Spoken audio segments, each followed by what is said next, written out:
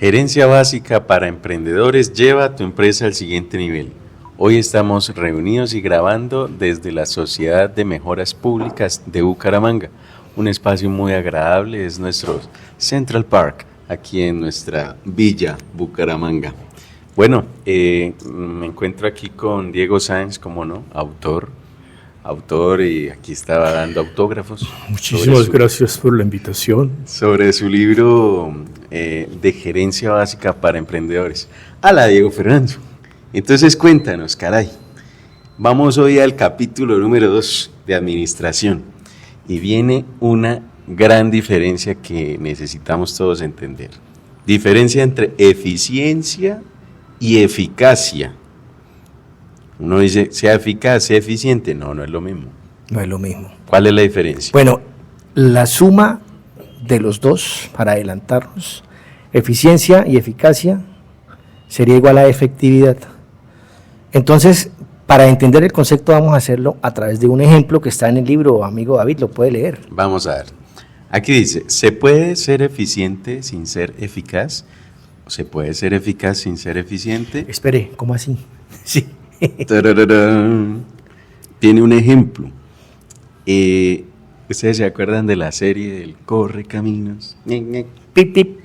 El coyote. Entonces dice, el ejemplo es el coyote que va detrás del Correcaminos y el chapulín colorado.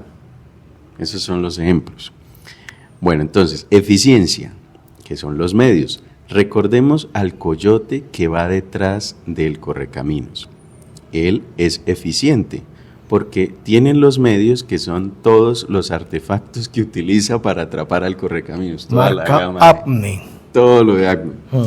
Es eficiente porque tiene los medios, pero no logra cumplir su objetivo, no logra resultados, algo falla siempre.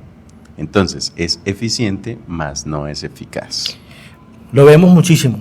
Hay personas que tienen, por decir en su empresa, todo. Los socios, cuando por lo general uno monta un negocio, se habla de los 3 Fs, ¿no? Que uno acude a las family and friends y los fools, los tontos. Entonces, bueno, digamos que yo tengo un negocio y estoy en etapa empezando y a mí me dan todo. Entonces yo tengo todos los recursos y yo digo, bueno, yo soy eficiente, pero mi negocio no vende. O sea que el negocio no es eficaz. Y entonces, ¿qué es lo que está pasando? Porque si yo tengo todo, y es más, David, esto lo podemos pasar a las profesiones. Y uno dice, oiga, pero este tipo es profesional, tiene especialización, tiene maestría, Doctorado. tiene doctorado, y más allá, tiene PhD, tiene postdoctorado, y está sin trabajo. Entonces diciendo, ¿cómo así? O sea, es eficiente porque tiene los medios. Pero no logra resultados. No es Entonces, eficaz. eso suele pasar muchísimo. Y resulta que en los negocios, por lo general, nosotros siempre arrancamos siendo eficaces. Y a medida que vamos avanzando con el tiempo, nos vamos volviendo eficientes. ¿Por qué? Porque los negocios todos arrancan pequeños. Entonces, uno dice, sí, yo me acuerdo cuando este negocio, hoy en día que ya tenemos 4 sedes, cuando yo arranqué, hablemos del sector gastronómico, entonces yo empecé con un carrito de perros y era en la calle, y esos negocios que arrancan así son los, por lo general, a veces los que terminan siendo exitosos, y los negocios que arrancan con todos los medios, y de una vez en redes sociales y tienen 100,000 seguidores y usted va a la sede y le invirtieron 2,000 millones de pesos y la experiencia y todo es maravilloso y el negocio dura 6 meses. ¿Qué está pasando ahí? Ahora, sin hablar de dónde vienen los recursos, porque eso sería otro tema. ¿Sí? Digamos, bueno, si yo tengo mi negocio, invertí 5,000 millones de pesos y uno dice lo siguiente, la vamos a romper. Bueno, la vamos a romper, no, nos vamos a quebrar más bien. ¿Qué pasa? ¿Qué cree usted que puede pasar? Vamos a romper la alcancía para poder salir de este problema. Sí, y tiene que ver mucho con esto. Entonces, uno puede ser eficiente, a uno le pueden dar todo. Mire que eso le pasa al coyote. Pero ¿cuál es el objetivo? Atrapar el Correcaminos. Nunca lo logra. O sea que él es eficiente, no eficaz.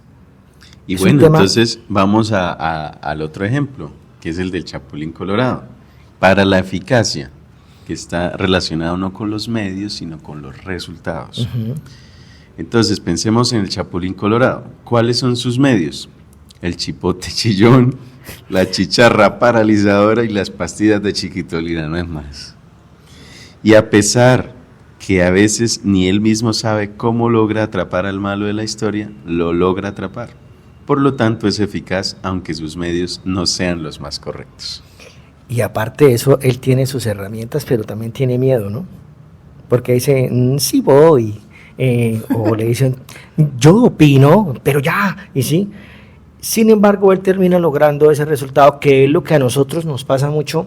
Más adelante, ya finalizando el libro, vamos a hablar de temas de gerencia actual, y resulta que hay un autor colombiano que ha hecho un aporte a la estrategia que se llama Alejandro Salazar, y el tipo habla de la estrategia emergente, y es un tema que quiero hablar con detenimiento, porque adelantándonos a eso quiero cerrar con lo que es la estrategia emergente y la orquestación estratégica que propone un tipo de México. Son unos temas. Ya está en el libro. No están en el libro, porque cuando yo lo escribí... Está en la edición que estamos haciendo ahora. Exactamente, en la edición 2024. Pero bueno, lo vamos a hablar acá en los capítulos. Claro. Entonces, como usted decía al inicio, la suma de eficiencia más eficacia nos da la efectividad, que es igual a la productividad. Exacto. ¿Qué es la productividad?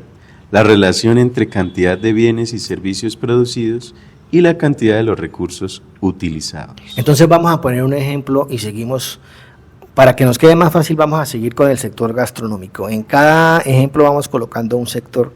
¿Qué es lo que pasa? Resulta que habíamos hablado que hay un negocio que lo montaron, le invirtieron 5.000 millones de pesos en infraestructura y en redes y todo, y no venden. Y hay otro señor que tiene también otro negocio del sector gastronómico que arrancó de cero, que arrancó de a poquito, y el negocio de él, vamos a poner lo siguiente, mire esto, yo tengo un negocio y vamos a hablar y adelantarnos al tema de rentabilidad, de liquidez, de endeudamiento, porque todos esos temas son importantes, ¿sí? Querramos o no nos vamos adelantando al retorno sobre el activo, al retorno sobre la inversión, a muchos temas. Pero mire, David, ¿qué pasaría si yo tengo un negocio que a mí me costó 5.000 millones de pesos la inversión y me vendo 10 millones de pesos?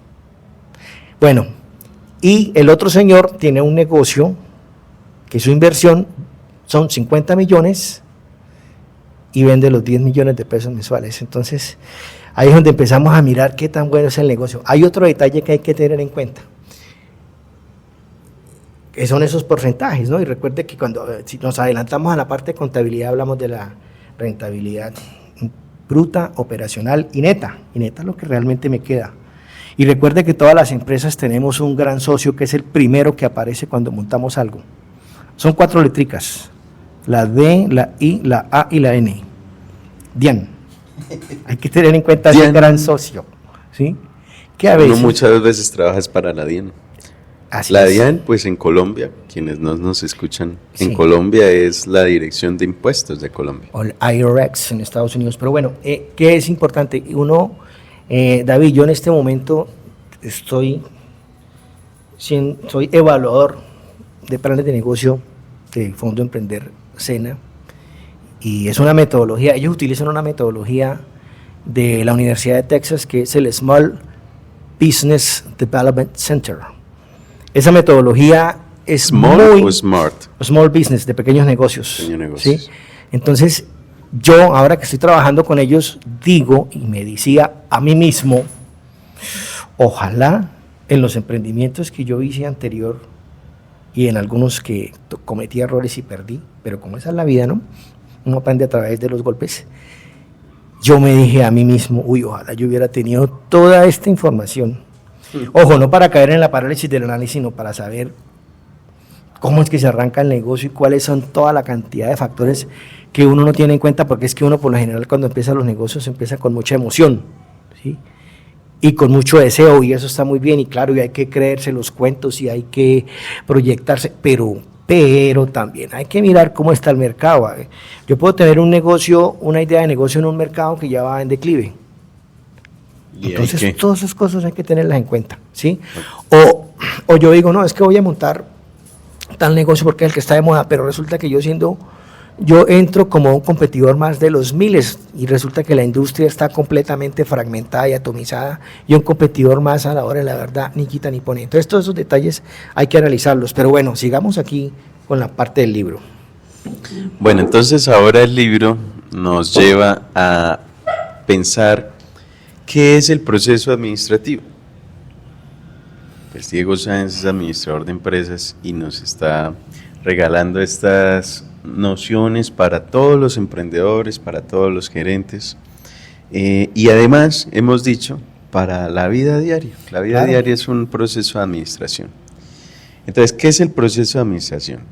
Es planear qué se va a hacer, cuál es la meta, organizar cómo se va a hacer, integrar con quién y con qué recursos se va a hacer, dirigir, hacer que las cosas vayan hacia el punto deseado y controlar, que es verificar que se estén cumpliendo las metas. Bueno, ¿qué es lo interesante cuando hablamos de estos temas? Mire que usted lo acaba de leer y suena sencillo, Suena bonito. suena obvio, Sí. pero la pregunta es, vaya, aplíquelo. No, y cuando es una misma persona diciendo que yo soy aquí el todo, el todero, soy el de tal, el de tal y el de tal.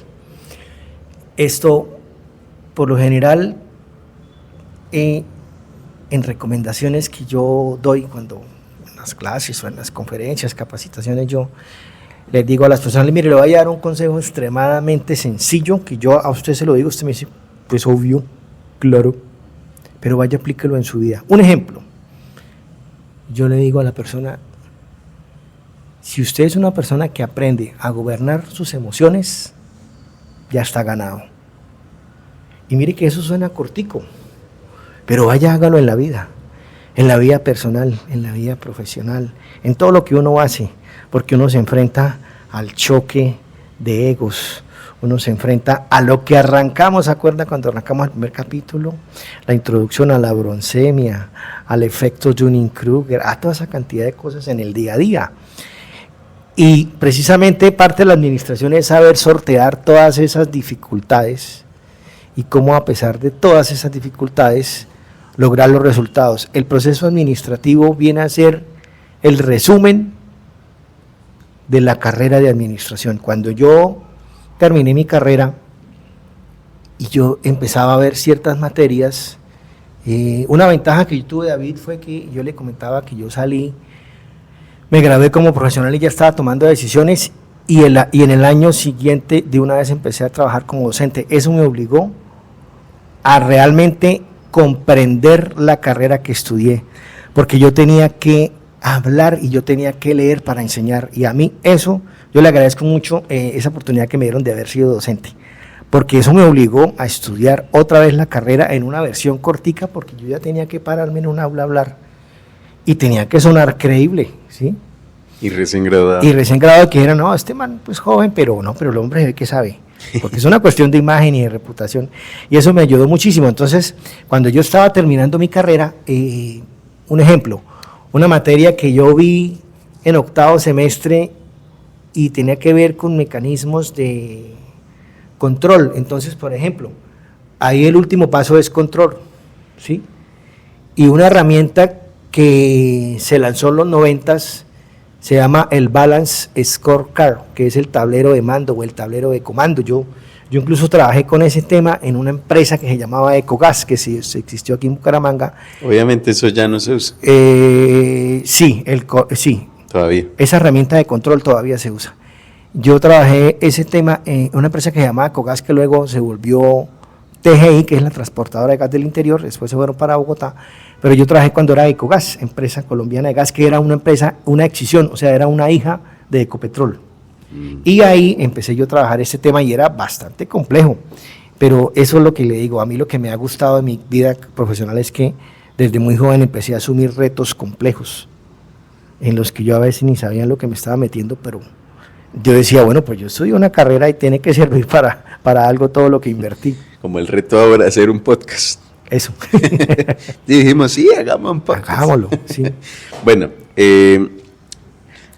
lástima que algunos no nos puedan ver, pero viene aquí una gráfica muy interesante que es un ciclo, voy a describir se llama el ciclo PHBA, cada letra es por una acción. Entonces, PHBA, planear, hacer, verificar, actuar. Es un ciclo, ¿sí? Nunca termina. Eso se utiliza mucho en el tema de la calidad total, ¿no? Ahí conocí yo esas temáticas. El famoso ciclo PHBA, que en inglés es PDCA, porque pues es PH, planear, hacer, verificar, actuar, y en inglés pues plan, do, act, check. Exacto. Y bueno, cuando has terminado con la última parte, que sería actuar, dirías, ya acabé, no, vuelves a planear. Exacto. No, es un ciclo, no se termina. Una frase que me gustó muchísimo cuando estaba yo estudiando el tema, porque es que el PHBA se habla mucho en el tema de la calidad total, ¿sí? ¿Se acuerda de todas esas normas ISO y que nosotros en algún momento lo vimos, la ISO 9000 y la ISO 8000, y hay muchas normas de eso y más adelante está en el libro, pero hay cosas que a uno lo impactan y uno nunca se le olvidan cuando ve ciertas temáticas. A mí me gustó mucho una frase sencilla del ciclo PHBA que dice: no asuma, verifique. Resulta que muchos de los errores que cometemos es porque asumimos. Porque yo digo, David, yo creí que le había dicho, usted no me dijo. Yo ni sé, ¿en serio? Pero yo creí que usted, o a veces uno cree que la gente le entiende lo que uno dijo y ellos están entendiendo otra cosa. Que días un amigo me decía que alguien, no sé si europeo o estadounidense, le había dado una frase que era: crea y verifique. Crea lo que le digan, pero verifique. Bueno. Que tiene implícito como el no creer, ¿no? Exacto. Pero que él dice que para nuestro contexto local, él aplicaba era: no crea y verifique. Bueno. Sí. Además. Además de eso. Y sí, es cierto, ¿no? Bueno, entonces cerramos este episodio complementando lo del ciclo. Este ciclo tiene 4 pasos: planificar, en inglés plan; hacer, en inglés do; verificar, en inglés check; y actuar, en inglés act. Por eso es PHBA o PDCA. Es común usar esta metodología en la implementación de un sistema de gestión de calidad, de tal manera que al aplicarla en la política y objetivos de una empresa, hace que la probabilidad de éxito sea mayor. ¿Por qué? Porque planificar es definir la meta. Hacer es realizar la tarea. Verificar es revisar los resultados de la tarea ejecutada, y actuar es la parte de corregir o mejorar. Así o sea, es. Actuar sobre lo que se verificó. Pero como decíamos, después de verificar y esto ya me voy para la casa tranquilo, no, luego vuelve y planifica, define metas. Por eso es un ciclo. Por eso es un ciclo. Entonces yo creo que hasta aquí los acompañamos en este episodio. Somos puntualísimos con el tiempo. Entonces, hoy ya estuvimos hablando de la diferencia entre eficiencia y eficacia, y hablamos sobre el proceso administrativo, que es planear, organizar. Algunos hablan de solamente planear, organizar, dirigir, controlar. Algunos hablan de planear, organizar, integrar, dirigir, controlar. Y terminamos con el famoso ciclo PHBA o PDCA. Y les ofrecemos para el siguiente episodio hablar de la diferencia entre plan, programa y proyecto. Bueno, amigos de SMP Radio, nos escucharemos en una próxima emisión. Hasta pronto.